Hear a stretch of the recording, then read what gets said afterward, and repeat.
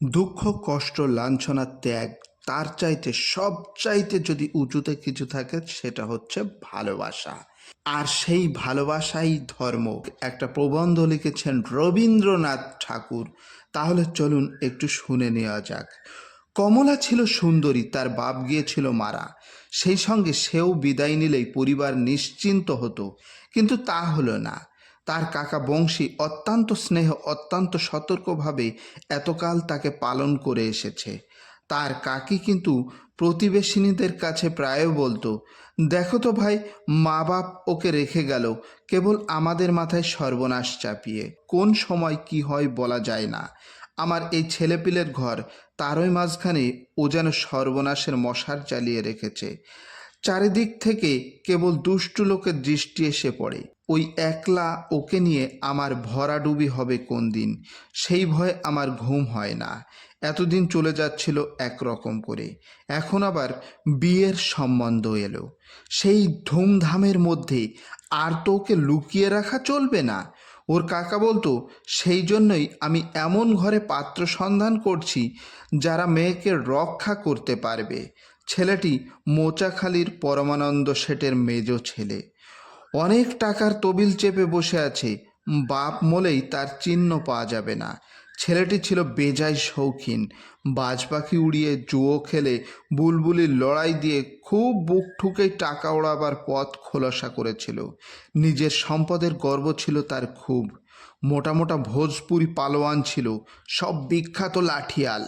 সে বলে বেড়াতো, সমস্ত তল্লাটে কোনো ভগ্নিপতির পুত্র আছে যে ওর গায়ে হাত দিতে পারে। মেয়েদের সম্বন্ধে সে ছেলেটি বেশ একটু শৌখিন ছিল। তার এক স্ত্রী আছে, আর একটি নবীন বয়সের সন্ধানে সে ফিরছে। কমলার রূপের কথা তার কানে উঠল। শেঠ বংশ খুব ধনী, খুব প্রবল, ওকে ঘরে নেবে, এই হলো তাদের পণ। কমলা কেঁদে বলে, কাকামণি, কোথায় আমাকে ভাসিয়ে দিচ্ছ? তোমাকে রক্ষা করবার শক্তি থাকলে চিরদিন তোমাকে বুকে করে রাখতুম, জানো তো মা। বিবাহের সম্বন্ধ যখন হলো তখন ছেলেটি খুব বুক ফুলিয়ে এলো আসরে। বাজনাবাদ্যি সমারোহের অন্ত ছিল না। কাকা হাত জোড় করে বললে, বাবাজি, এত ধুমধাম করা ভালো হচ্ছে না, সময় খুব খারাপ। শুনে সে আবার ভগ্নিপতির পুত্রদের অস্পর্ধা করে বললে, দেখা যাবে কেমনে সে কাছে ঘেঁষে। কাকা বললে, বিবাহ অনুষ্ঠান পর্যন্ত মেয়ের দায় আমাদের, তারপর মেয়ে এখন তোমার। তুমি ওকে নিরাপদে বাড়ি পৌঁছাবার দায় নাও। আমরা এ দায় নেবার যোগ্য নয়, আমরা দুর্বল। ও বুক ফুলিয়ে বললে, কোনো ভয় নেই। ভোজপুরি দারোয়ানরা গোপ চাড়া দিয়ে দাঁড়ালে সব লাঠি হাতে। কন্যা নিয়ে চললেন বর সেই বিখ্যাত মাঠের মধ্যে, তালতড়ির মাঠ। মধুমোল্লার ছিল ডাকাতের সর্দার। সে তার দলবল নিয়ে রাত্রি যখন 2 প্রহর হবে মশাল জ্বালিয়ে হাঁক দিয়ে এসে পড়ল। তখন ভোজপুরীদের বড় কেউ বাকি রইল না। মধুমোল্লা ছিল বিখ্যাত ডাকাত, তার হাতে লাঠি পড়লে পরিত্রাণ নেই। কমলা ভয়ে চতুর্দোলা ছেড়ে ঝোপের মধ্যে লুকোতে যাচ্ছিল, এমন সময় পিছনে এসে দাঁড়ালো বৃদ্ধ হবির খাঁ। তাকে সবাই পয়গম্বরের মতোই ভক্তি করত।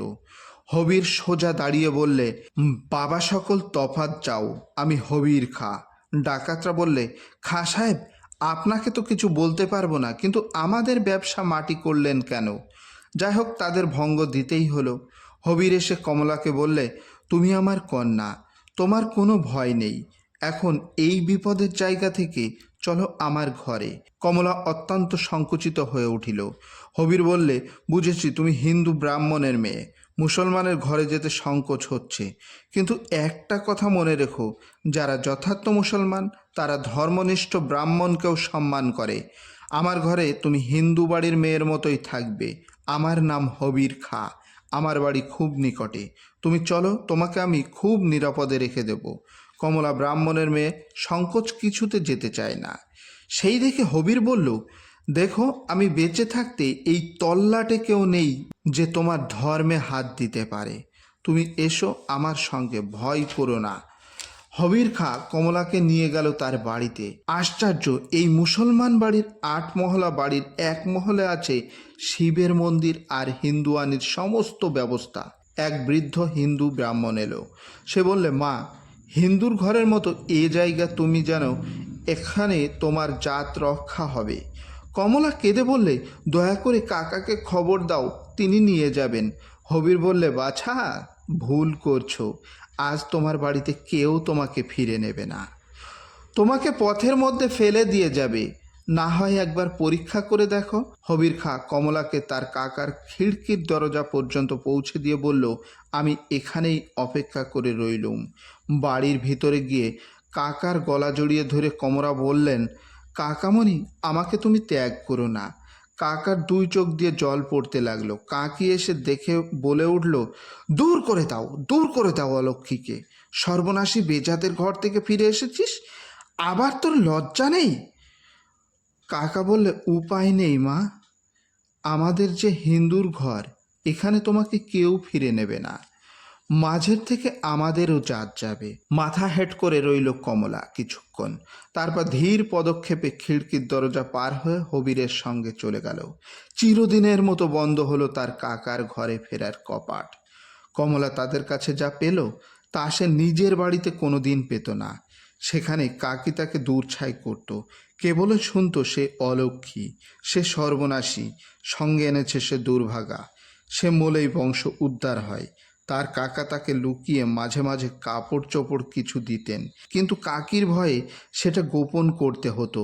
এখানে এসে সে যেন মহিষীর পদ পেল। এখানে তার আদরের অন্ত ছিল না। চারিদিকে তার দাস দাসী সব ওই হিন্দু ঘরের ছিল। সে হবির খাঁকে একদিন বললে, বাবা, আমার ধর্ম নেই, আমি যাকে ভালোবাসি সেই ভাগ্যবানই আমার ধর্ম। যে ধর্ম চিরদিন আমাকে জীবনের সব ভালোবাসা থেকে বঞ্চিত করেছে, অবজ্ঞার আস্তাকুড়ের পাশে আমাকে ফেলে রেখে দিয়েছে, সে ধর্মের মধ্যে আমি তো দেবতার প্রসন্নতা কোনোদিন দেখতে পেলাম না।